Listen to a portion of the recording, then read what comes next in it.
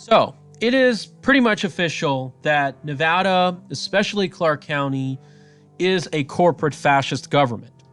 We know for a fact that the casino interests, particularly MGM Resorts, Jim Murren, they're in bed with the Culinary Union, which uses primarily immigrant voters, identity politics, to pump their voters into the polls and pump these horrible, corrupt politicians like Reid, Sisolak, Masto, and even ones like Brian Sandoval.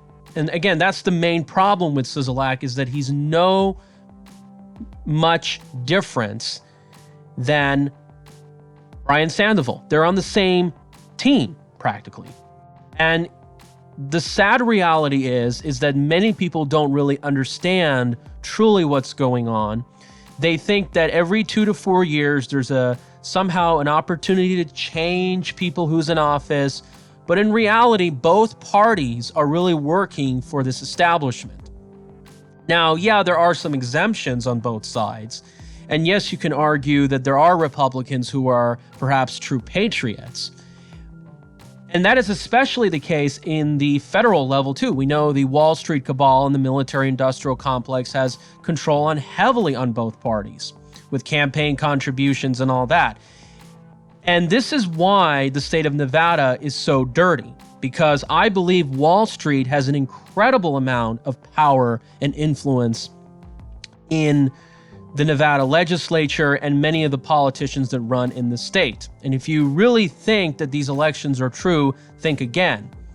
So what's going on here? So I've talked to you about how Nevada politicians are heavily profiting from the COVID shutdowns. We look at Jim Murren. He got a $32 million payout, and he, of course, formed a special purpose acquisition company that they talk about online gaming and buying up bankrupt live event entertainment-related businesses. You look at Andrew Pascal, a Wynn Resorts executive and a nephew of Elaine Wynn. So again, all these different companies, all these politicians are in the same bed. Don't think that they are in the competitive interests. I wouldn't be surprised if Caesars is on the same boat, because remember, they have enormous amounts of campaign contributions from these politicians. Look, they're neighbors, believe it or not. You look at Susie Lee. I've talked to you about this before. So what is this power structure up to? Do you think it's just about casinos? Guess again. They're talking about a corporate takeover of Nevada. A lot of news media outlets are admitting this. Now, the funny thing is, where is the Democratic Party in all this? Well, they don't seem to care because, see, the Democrats have changed. This is why Bernie Sanders in 2016 was so popular, even Tulsi Gabbard, because the Democrats have moved away from being the party of fighting big business, from a party that embraces big business, and all they have to do is just give them welfare and play identity politics and open the border to basically get what they want. And you can see how the corporate takeover of Nevada, a tech firm, aims to create a first corporate government. So they're talking about innovation zones. Of course, they have to use nice words to basically dress it up.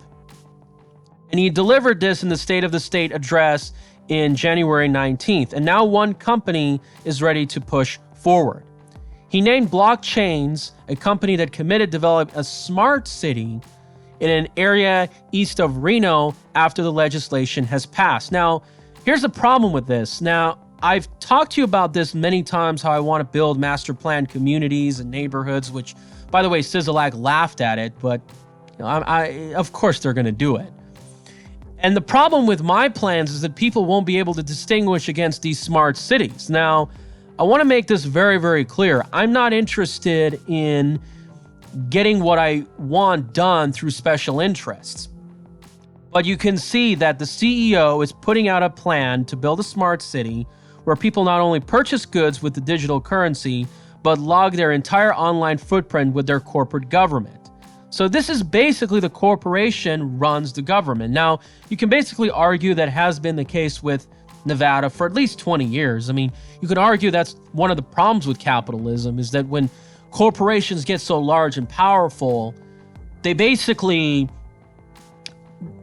have enormous amounts of wealth and campaign contributions, and they buy up our government. And by the way, socialism and communism and fascism, they're also full of crap. So don't get me wrong. So there's got to be a place somewhere on this planet where people are moving just to start and scratch and say, we're not going to do the things this way just because it is the way we've done it, Burns said. They want to break ground in 2022, about 12 miles east of Reno.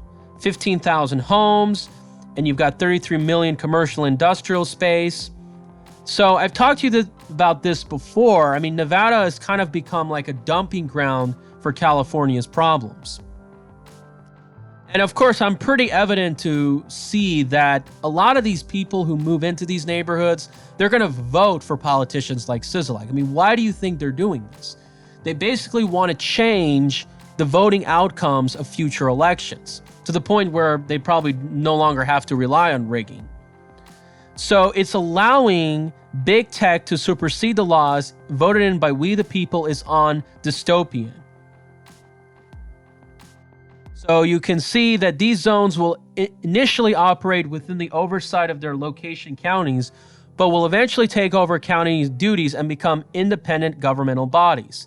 These tech towns will allow to create a judicial court of 3 members, will establish their own district attorney, county clerk, and sheriff. It's really, really a conflict of interest. Now, this is, of course, where it's really get ugly. You can see that they received $60,000 from blockchains, $50,000 from the state Democratic Party. Now, keep in mind, though, you have to understand who pumped Sisolak. It was largely the Culinary Union. And this further proves that the Culinary Union is not out there to be in the best interest of their workers. All they want to do is play race card issues like immigrant rights and all that nonsense to pump votes for these scumbag politicians through fear-mongering. And the community of tomorrow, will you be soon living in Twitterville? And I can assure you when this really, really happens, first, it's likely going to be unconstitutional. And not to mention, well, what if, for an example, that you say something that they don't like? You can basically be banned. You can be trespassed. You can be put into jail. You know, they may not like these videos. What's going on? And that's why it's very, very important that you keep fighting, speaking against your voice before things really start to get out of hand, before, they really, really start cramping down on us. And you can see here that they're also pushing for green initiatives. So basically what they're doing is trying to push things really, really hard because they know a lot of industries are not moving into Nevada. So what are they doing? They're trying to give them tax credits, some bonuses, subsidies, who knows what, special government privileges. So you can see, well, Chris Brooks is on the Finance Committee, a member of the Natural Resources Committee, and an advocate for renewable energy development. And who pumps these politicians? This is the kind of thing you have to understand. Folks, when are you going to finally wake up and realize that we as Nevadans have had enough of special interest groups running our state with these immense campaign contributions? This is why, by the way, Democrats in Nevada aren't really progressive. Because real progressives are not for these agendas. They're not for these cronyism, this corporate takeover. And I can assure you, they talk about, clean energy, all that. Yeah. What's going to happen to our energy prices? What's going to happen to perhaps we may see more Cylindras of the world? Now, what should we do? Just burn fossil fuels? No. I've talked about, I believe before, how there are much better alternative renewable resources out there, but the establishment doesn't want it. What they want to do is keep perpetuating the status quo. And I believe what they want to also do is, believe it or not, make sure that energy doesn't become so cost effective. Perhaps they're trying to do this to keep the fossil fuel giants in power. Because, look, the oil giants still have a lot of power and energy. And by the way, of course, if they really are concerned about emissions, well, why are they still allowing and mandating cities, many of whom which I've protested, car-dependent areas to be built? See, this whole thing doesn't really put in together. Look at this. Racial equity in climate change. How the hell does that work?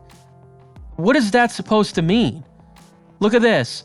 Chispa, Nevada, League of Conversation Voters. These are basically race identity politics to basically help them in their environment. It's basically, the way I see it, subsidy, extra programs to get what they want. Folks, wake up. This isn't about the environment. This is about special privileges. This is about giving people favoritism.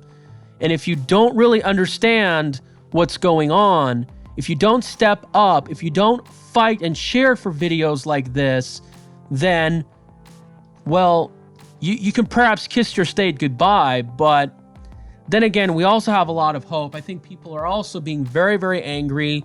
We're seeing this economic system really start to crumble around. And as soon as, well, the federal government can no longer bail out these states, well, it's going to be game over for a lot of these people. And there's a good chance that we're going to see a huge audit of what's going on. We're going to hold these people accountable and perhaps even break up this country for good. It's really overdue. So what do you guys think? Please share and spread this video.